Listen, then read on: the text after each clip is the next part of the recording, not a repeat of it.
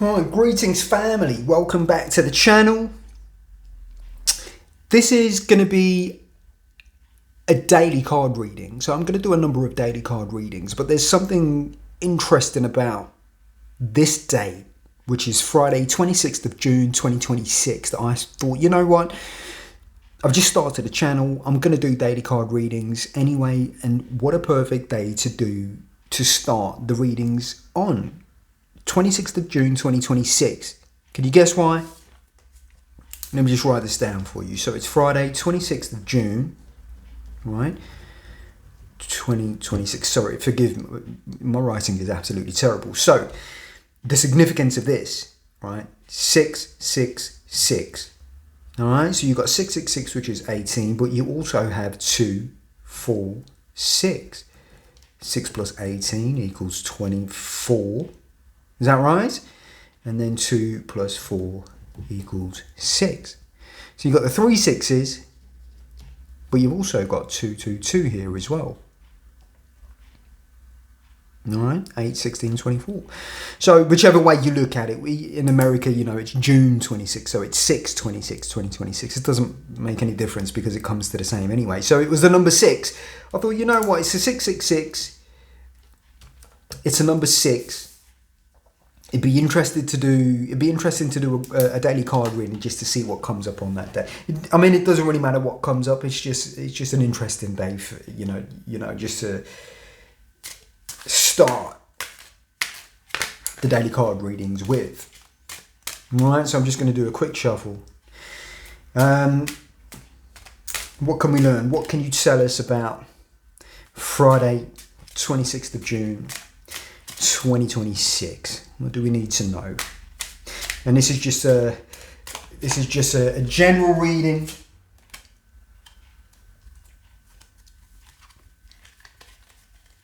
You know, it's not specific to any particular individual.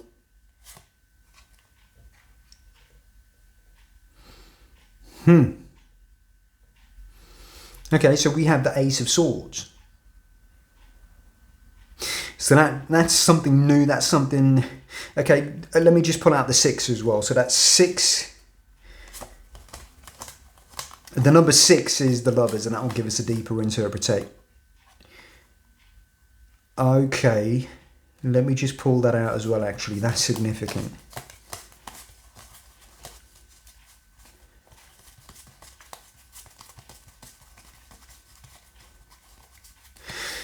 Yeah, so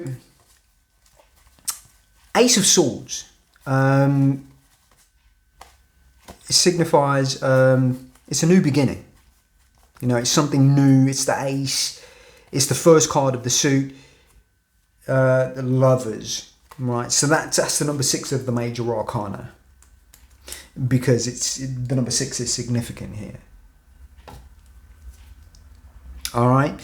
So it's something new, a new beginning. So it signifies challenges, maybe obstacles that you've been going through, that now you all of a sudden you have, you know, clarity of thought around the subject. You have new inspiration, you know, to move forward. Maybe it's something that you've been going through. You didn't really understand what you were going through, an obstacle, a delay, a challenge, and maybe you haven't really got the words to describe what it is that you're going through. Maybe you don't understand fully. Maybe you don't have a reference point. Maybe you don't know how to sort of put things into proper perspective.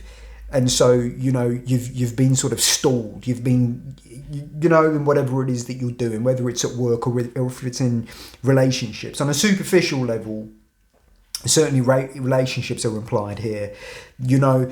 But whatever it is that you've been going through, you now have the ability to move forward, and you're going to move forward. It could also imply that there are challenges ahead, but whatever it is that's coming your way, you have the ability to move through it. You're able to put things into proper perspective. You use your intelligence, you use your mind, you know, and you can be creative in the way that you navigate the challenges and obstacles that you have coming for you. So that's what that is. On a deeper level, the sword really is. So you have a symbol here of the mind and intelligence. So the swords is the suit. It represents excuse me, the elements of air. And of course, in astrology, the air signs are, Gemini, which is significant here, Gemini, Libra, and Aquarius, right? But it's the elements of air, Gemini twins. So we talk about the reconciliation of opposites, right? It's a beautiful card. But the deeper layers of interpretation here is you have the gift of intelligence, you have the gift of the mind, right? To be able to navigate your way through this life, in this world. How do you use it? How do you use your intelligence? How do you use your mind? The gift of intelligence, it's interesting that there's a grip on the sword, and the sword is completely upright. And then you have the crown here. The crown represents a victory. It represents that you're going to be overcoming your challenges, but it's also on a deeper level, on a deeper layers of interpretation. The crown, to me, represents the threshold of consciousness. It's a portal. It's a portal to higher levels of existence, or higher levels of consciousness. And the purpose the purpose of being gifted intelligence and the mind for human beings is to be able to use what you have to move yourself up to higher levels of consciousness. That really is the purpose, from a spiritual perspective, not a religious, but from a spiritual perspective. Even in religion, if you want to look at it that way too. But it's about raising consciousness. It's about raising your awareness. It's about lifting yourself up. It's about transcending the limitations of the material realm and entering into the spiritual realms, moving through the crown. That's what that really represents. Also, you've got 6 of these here as well. These are the letter Yod in the Hebrew alphabet. It's the smallest letter of the Hebrew alphabet. Right? And you've got 6 of them there as well. Interesting that you've got 6 and the 6 there too. But the connection between these 2 cards is also, naturally there as well. But the 6, the Lovers card, and the reason I pulled this up as well. So with the Lovers, on a superficial level, yes, it's about relationships. On the deeper level, it's about relationship. It's a divine relationship, right? So when we talk about Keter here, the crown is a reference also to Keter, the in the Tree of Life, right? In the Kabbalah, which again in the Tree of Life, one of the layers of interpretation of it is, to me, from a spiritual perspective, it's the threshold to higher consciousness, right? So there's 2 directions here. You can move up to higher levels of consciousness, but you can also descend into the material realm, and that's certainly symbolized here in this card.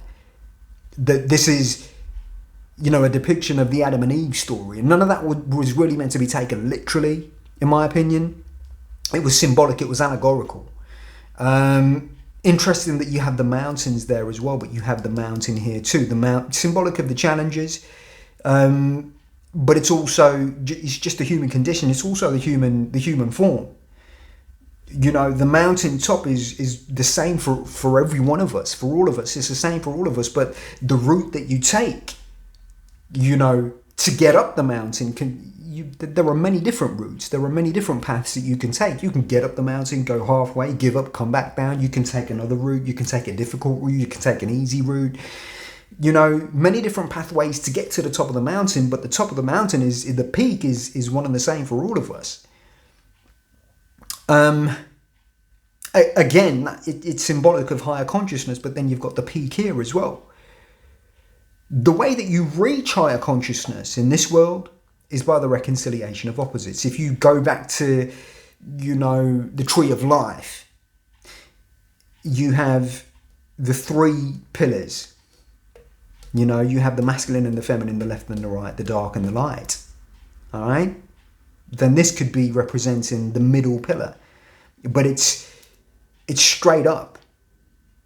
And then going through the crown, the Keter, right, the threshold of human consciousness, if you're able to hold, if you're able to rein in the mind, if you're able to, how are you using the mind in this world? Are you using it for destruction, for destructive purposes? Are you using it for selfish purposes? Are you using it to be helpful? Are you using it for the good? In all situations, for yourself as well as for others. You know, the way to reach higher consciousness is through the reconciliation of opposites, the masculine and the feminine aspects of yourself. And through, you know, you can consider this to be the middle path, the middle way, like the Buddha spoke about. Or at least that's one sort of interpretation of it. There are many ways that you can look at that idea of the middle way. But once you're able to sort of reconcile the opposites, well, then your path is clear, it's straight. You know what I mean? You can achieve higher consciousness, and that was the purpose. That, from a spiritual perspective, a mystical perspective, that's the purpose of human existence. But it's also the same here, the two pillars, and this represents, you know, the creative, you know, it's hidden knowledge. I mean, this is the secret knowledge of the world, right? But it's hidden knowledge that really only comes about through direct experience. You can read about this stuff, but it doesn't really make any, it's not really going to do anything for you until you actually have experience of higher consciousness yourself, which is implied here, that you have to go through and experience higher consciousness for yourself in order to know what it's really about. And once you know what it's about, well, then it's always going to be secret because you can't really express that. You know, many people try to write about this stuff and try to express it in different ways, but you really can't express it. It's love. You know what I mean? You can't put it into words. I think that's implied here with the lovers. It hasn't really got anything to do with human relationships. I don't think real love is possible in human relationships. That's just my opinion. You know, you can have a version of it. You can have a version of real love, but not real love. Real love is something that transcends all. You know, anything here in the material realm, it transcends all of it. All attachments, all limitations. And in order to experience that, well then, you know, you have to sort of get rid of the self. You know, and that's what's implied here as well. So thinking about it, you know, in a sort of a vertical sense. So you can think about it in the vertical plane,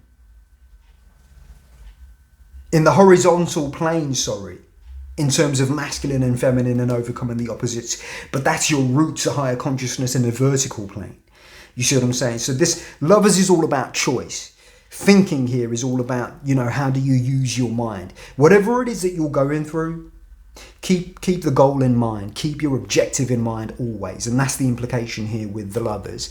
Keep your objective in mind and always think to yourself, whatever it is that you're going through, whatever it is that you come across, whatever decision that you have to make, keep your objective in mind, whatever that may be, whether it's something in a worldly sense or it's something higher, you know, in a spiritual sense. And when you keep your objective before you, then you're able to make your decision about whatever it is that you're going through. Is the decision that you're going to take move you? Is it going to move you in the direction that you want to be going in, or is it going to hold you back? Is it going to be a hindrance? And then that's going to determine your direction. You see? But the reconciliation of opposites here is about, you know, the middle path, and this represents a higher power. Once you become friends with the higher power, then that higher power is going to draw you into another realm, a secret realm, which is hidden by the veil here.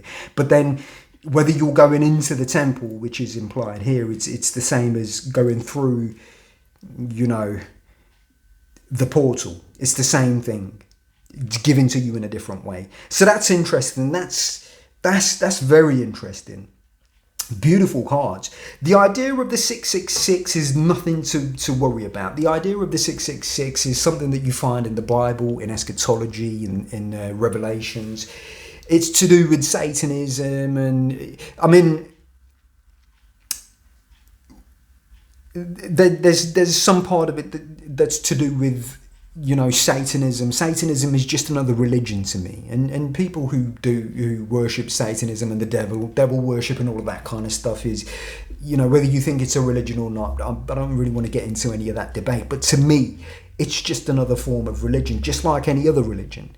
But the devil, the idea that you sort of create this caricature of something that's actually based on something real. but then you take it literally, like, yeah, there's a devil out there that we worship, and then, you know, we celebrate this thing, and then you have all these other symbols like 666 to represent the devil. Yeah, if you don't really need to worry about any of that stuff. The only thing that I'm going to say about that is that there are people in the world, there are groups in the world who have the ability to sort of, you know,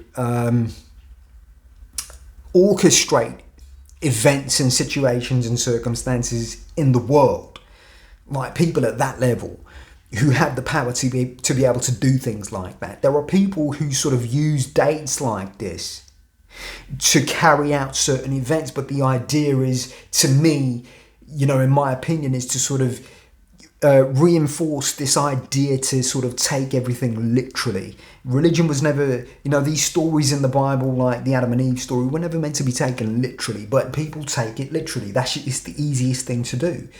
It's more difficult to study the symbols and what it actually means in an allegorical sense, because when you apply it, you know, you've got to apply that knowledge to your life, and it's too difficult for most people to do things like that. It's easier just to ignore all of that and say, yeah, we take it literally. Adam and Eve were real, and, you know, I'm sure whether they were or they weren't, it's not my interpretation of it, but I don't think any of this stuff was ever meant to be taken literally. So all that devil worship stuff, you know, like there's a red dude with a, you know, forked tail, trident, goat beard, you know what I mean, got some horns, and he's in some fiery cabin in you know, down below the earth somewhere, and people worship that, and you think that entity there has an influence on you and all of that kind of stuff. That's not what it is at all, in my opinion. Of course, you can believe whatever you want to believe, but, you know, that's just to let you know, just to give you a heads up that when you find dates like this, just keep a lookout, just in case you see something happening anywhere, whether it's economics, politics, or anything. You know, just keep an eye out for stuff like that. You know, and that just sort of helps you to sort of break the matrix code, if you like, that when you're able to sort of lift your head up momentarily just to see, you know, a glitch in the matrix, like, you know, it's sort of, it's part of your sort of waking up process, if you like. But anyway, I don't want to pay too much mind to any of that stuff. It doesn't make any difference to me. It's just something interesting, and it's something that I just wanted to start the daily card readings with. Anyway, I hope that was helpful for you. I hope that was enjoyable for you. If you have any input on that, you know, put that in the comments. I'd love to hear what you had to say about it. Again, believe whatever you want to believe, do whatever you want to do. This is all just, you know, opinions, it's perspectives, and we evolve our perspectives by taking what we like and what we don't like, you know. And that's all we're doing. Anyway, listen, have a great one. I'm going to hit you with some more videos soon. Like and subscribe, comment, share this video if you like it. And I will see you in the next one. All right? Thank you.